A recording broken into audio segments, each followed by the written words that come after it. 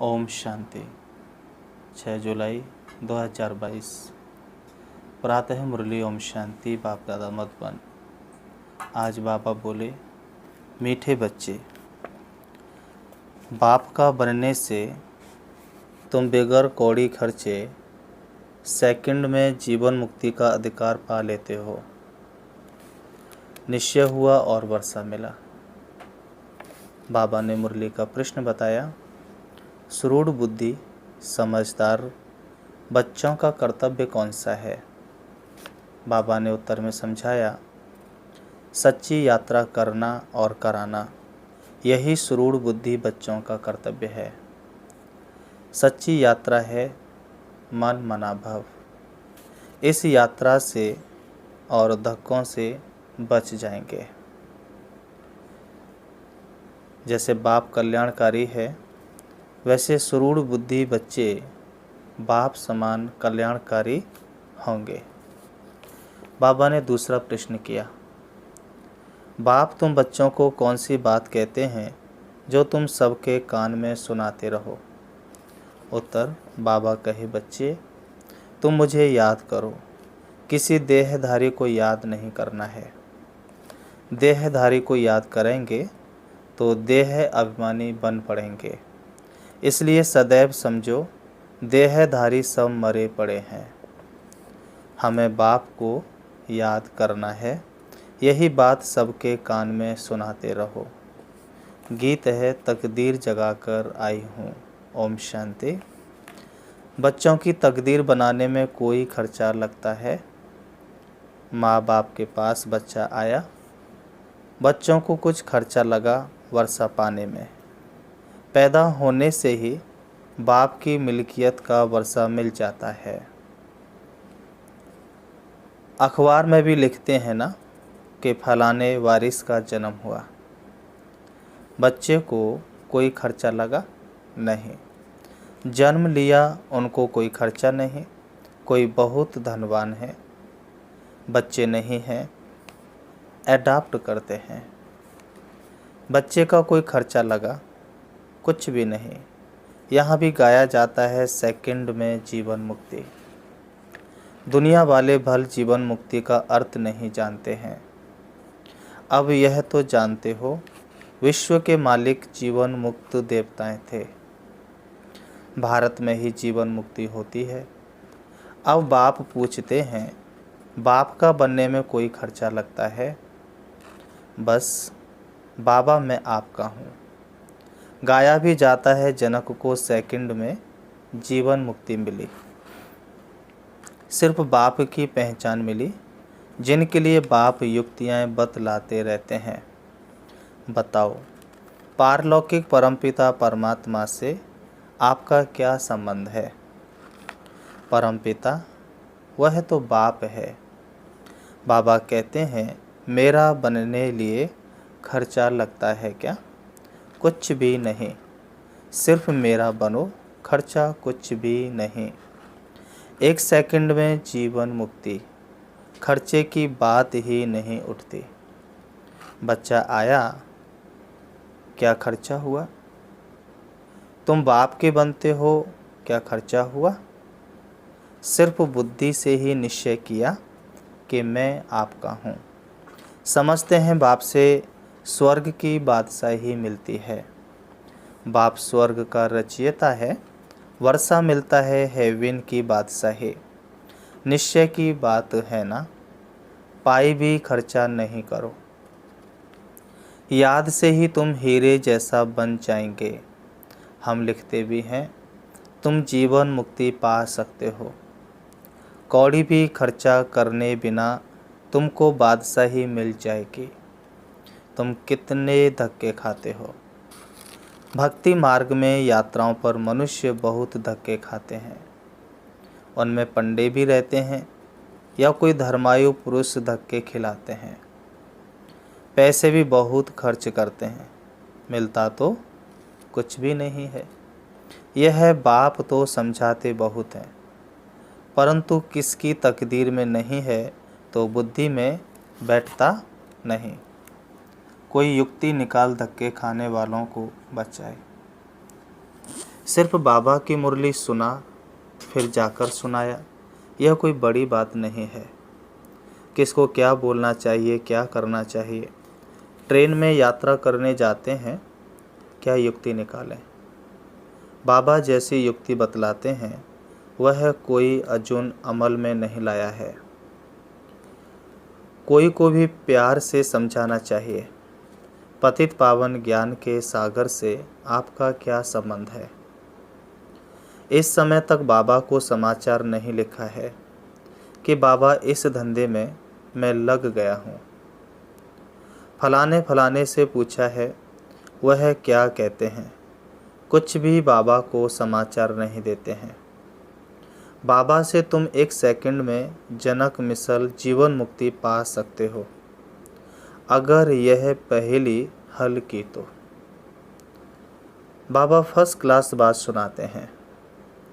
Plastic पर छोटे card छपवा लो, अच्छे पोस्ट कार्ड हों जो कहाँ भी भेज सकें।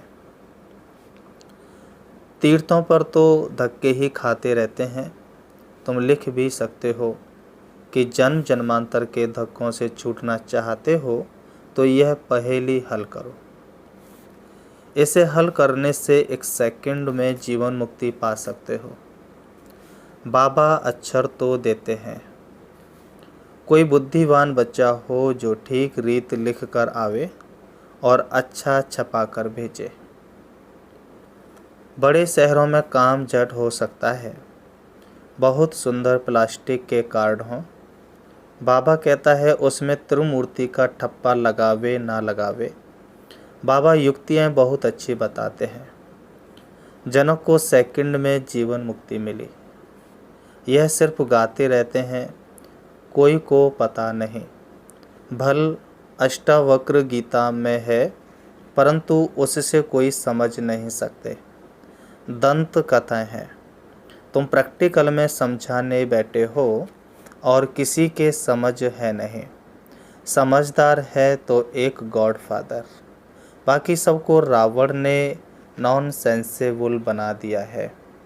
पावन को सेंसेबल, पतित को नॉन सेंसेबल कहा जाता है। इस बेहद की बात को कोई जानते नहीं है। यह तो बिल्कुल सिंपल है। सिर्फ बोले हाँ बरोबर हमारा पिता है। पिता से तो ज़रूर बगैर कोई खर्चा बच्चे को वर्षा मिलना चाहिए। बच्चा पैदा होता है और वर्षा मिल जाता है। लौकिक बाप से बच्चे को वर्षा मिलता ही है, जीवन बंद का।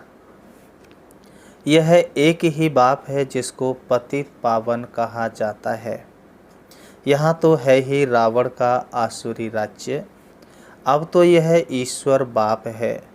कहते भी है ना, हेवनली गॉड फादर, तो उससे ही हेवन का वर्षा मिलना चाहिए। हेवन कहा ही जाता है नई दुनिया को। पुरानी दुनिया का तो महाविनाश सामने खड़ा है। जितना देरी होती जाएगी मनुष्यों को विनाश का निश्चय आता जाएगा। मनुष्यों को दिल में आता भी जा रहा है। समझते हैं कल भी लड़ाई छिड़ सकती है। यह भी समझते हैं मौत सामने खड़ा है। तुम भी बतलाते हो हम प्रजापिता ब्रह्मा कुमार कुमारियां हैं। शिव बाबा के बच्चे तो हैं ही, वर्षे के हकदार बन जाते हैं। बस सिर्फ बाप और वर्षे को याद करो। कार्ड में भी यह अक्षर डालने हैं।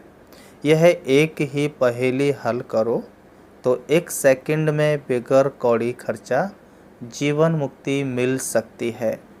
सिर्फ बाप और वर्षे को याद करने का है। बस स्वर्ग का मालिक बन जाएंगे ना। स्वर्ग में भी नंबरवार पद तो है ना। ज्ञान से फिर आपे ही समझ जाएंगे कि हमको क्या करना है। यहाँ पैसे आदि की कोई बात नहीं। बाबा हमेशा बच्चों को कहते हैं, मांगने से मरना भला। बाप से वर्षा पा लिया फिर मांगते क्यों हो। माँ बाप दोनों चाहते हैं एक लड़का वारिश हो। तुम अभी बाबा के बच्चे हो ना, तुम अभी बाबा के बच्चे हो ना, सब फादर कहते हो ना। बाप आत्माओं से बात करते हैं, अरे लड़के तो तुम हमारे हो ना, फिर मुझे और वर्षे को क्यों नहीं याद करते हो। इन लड़कों आत्माओं से बात करता हूँ, ब्रह्मा तन द्वारा। ब्रह्मा के भी तुम बच्चे ठहरे, नहीं तो ब्रह्मा के घर आ कैसे सकते। ब्रह्मा कुमार कुमारियों को वर्षा मिलता है दादे का। स्वर्ग का रचयिता कोई ब्रह्मा नहीं है, तुम्हारा गुरु तो कोई ब्रह्मा नहीं है। सतगुरु तो है ही एक, यह ब्रह्मा भी उससे सीखते हैं। ऐसे नहीं कि सीख कर वह चला जाएगा तो हम गद्दी पर बैठ जाएंगे। नहीं, ऐसा होता नहीं है। सतगुरु एक ही है, हम सब उनसे सीख कर सद्गति को पाते हैं। बच्चे सर्विस बहुत कर सकते हैं, बहुत चांस हैं। मंदिरों आदि में भी यह कार्ड ले जाकर समझा सकते हो, कोई काम करके दिखावे। बाबा जो युक्ति बताते हैं बड़ा ही इजी है। बाबा जांच करते रहते हैं, देखें कहाँ से समाचार आता है कि बाबा ट्रेन में हमने 10-20 से यह प्रश्न पूछा। एक से प्रश्न पूछेंगे तो 10 सुनेंगे। घर में बैठ किसी को समझाया, यह कोई बड़ी बात थोड़ी है। बाप कहते हैं सिर्फ बाप और वर्षे को याद करो।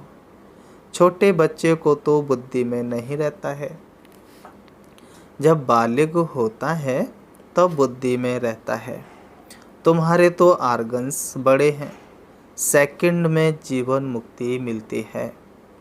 जानते हो बाबा हमें स्वर्ग का वर्षा देते हैं। बेचारे मनुष्य बाहर बहुत धक्के खाते रहते हैं, उन्हों को छुड़ाएं कैसे। इसमें युक्तियाँ बहुत चाहिए।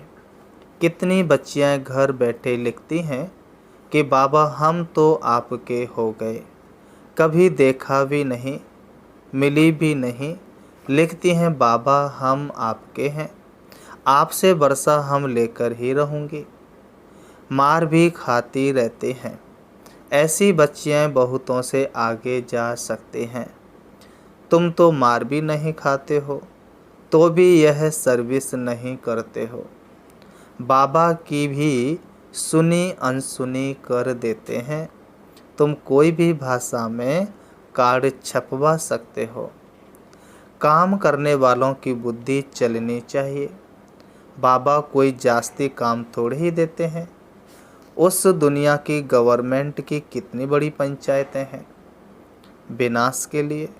तुम्हारे पास अविनाशी पद पाने के लिए कितनी अच्छी युक्तियां हैं। भक्ति मार्ग में बहुत खर्चा करते हैं और तुम देखो क्या कर रहे हो, कोई खर्चा नहीं। भक्ति मार्ग में बहुत खर्चा होता है। तुम 1 सेकंड में जीवन मुक्ति पाते हो।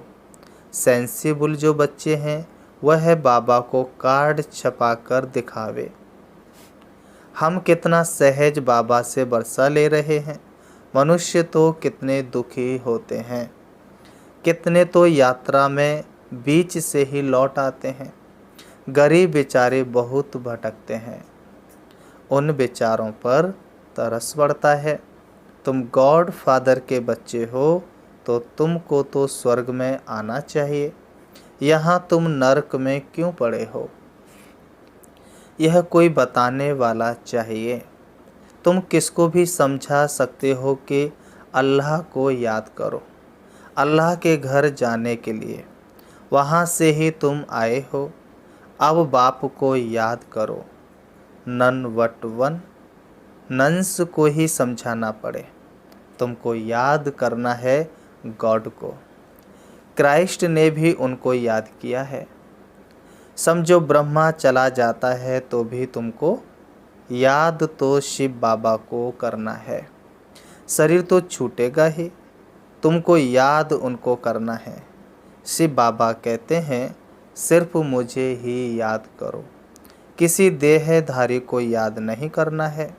देही अभिमानी बनना है, देहधारी तो सब मरे पड़े हैं।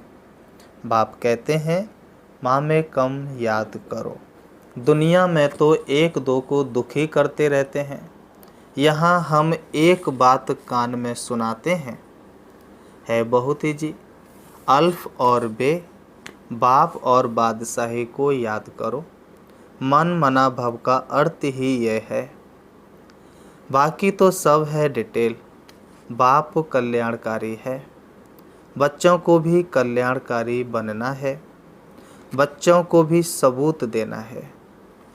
आज हमने कितनों का कल्याण किया।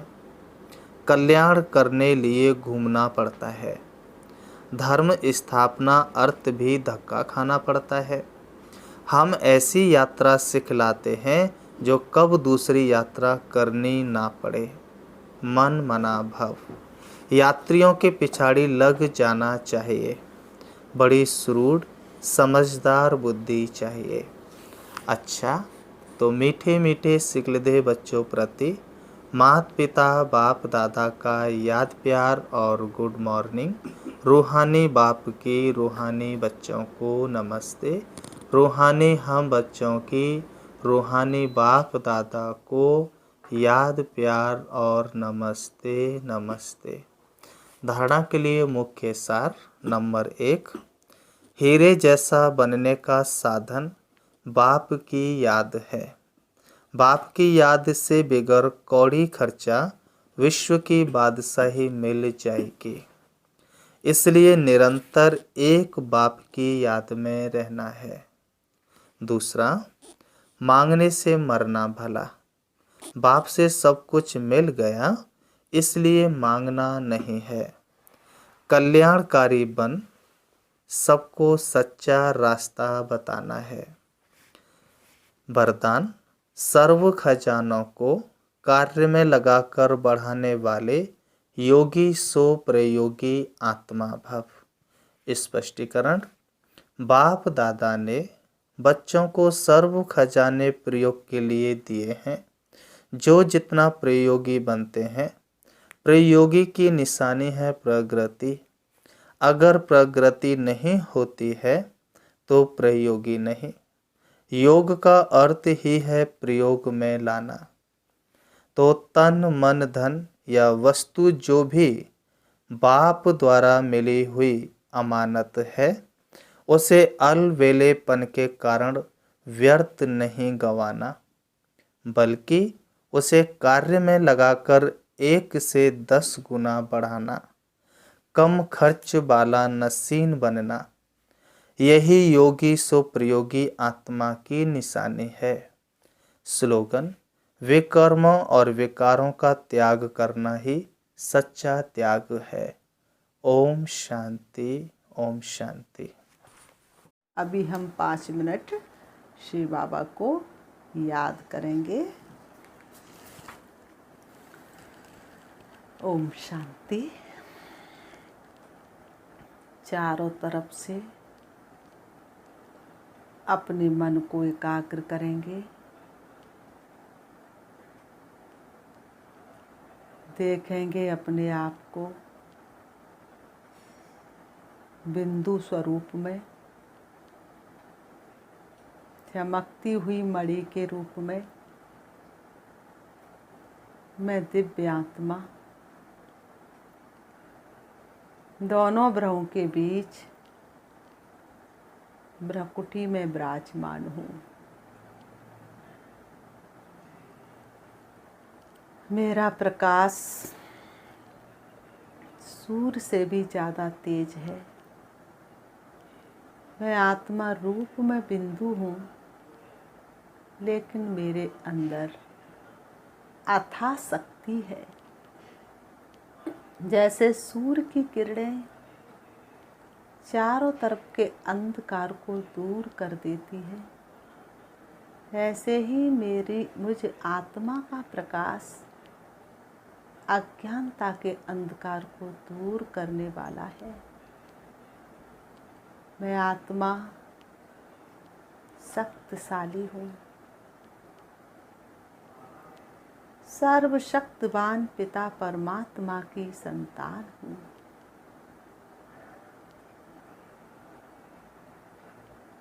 परम धाम की रहने वाली हूँ,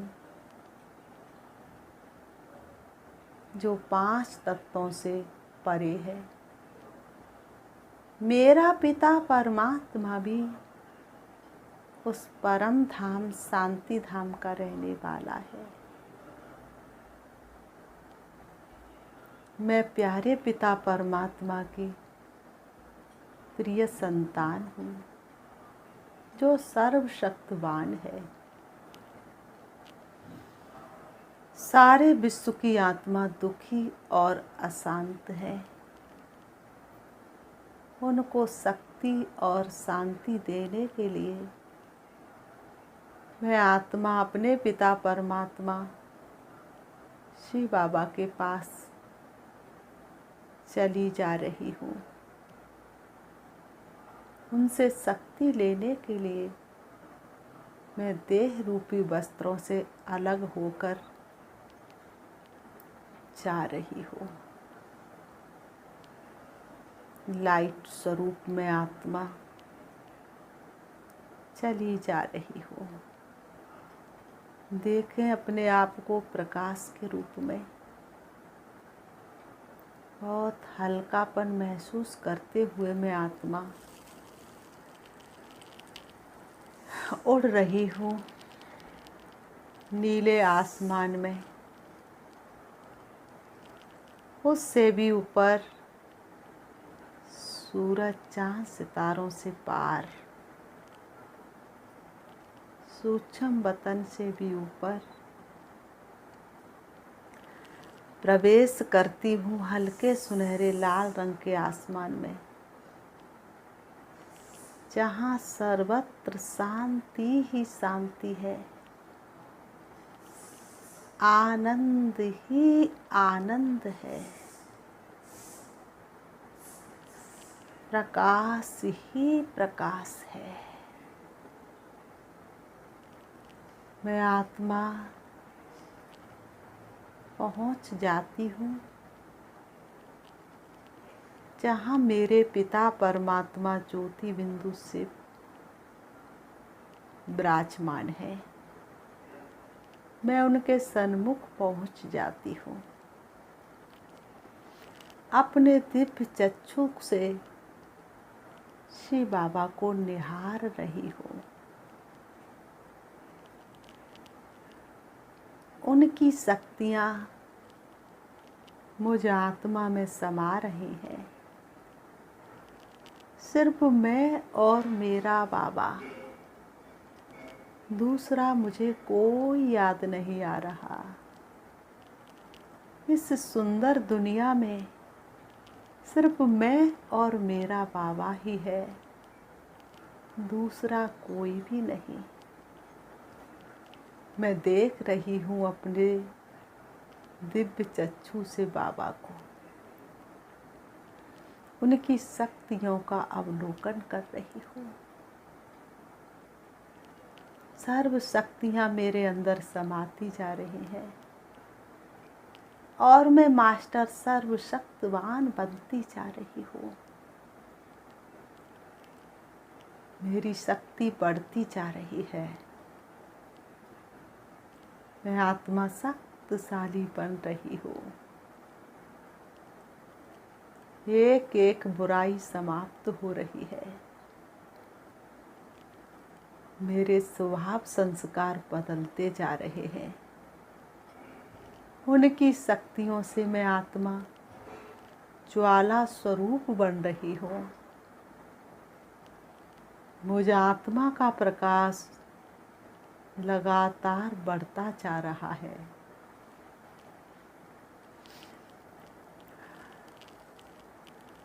मैं आत्मा से बाबा से सर्व शक्तियाँ धारण करके सारे विश्व की आत्माओं को सकाश देने के लिए परम धाम से नीचे आ रही हूँ, सूक्ष्म वतन से भी नीचे, तारागढ़ से भी नीचे, चंद्रमा से भी नीचे, सूरज से भी नीचे। मेरा प्रकाश विश्व के कोने कोने में फैल रहा है। मुझ आत्मा की एक एक शक्ति चारों तरफ फैल रही है। सारे विश्व की आत्माओं के ऊपर पड़ रही है। सभी मनुष्य मात्र की भ्रकुटी में समा रही है। अब मैं आत्मा नीले आसमान से भी नीचे चली आ रही हूँ।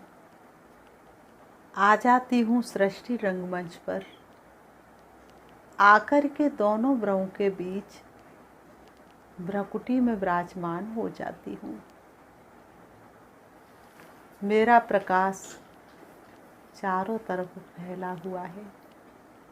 मैं मास्टर सर्वशक्तिवान हूँ। मैं शक्तिशाली आत्मा हूँ। मैं उद्धार मूर्त हूँ। मैं सारे विश्व की आधार मूर्त हूँ। ओम शांति शांति।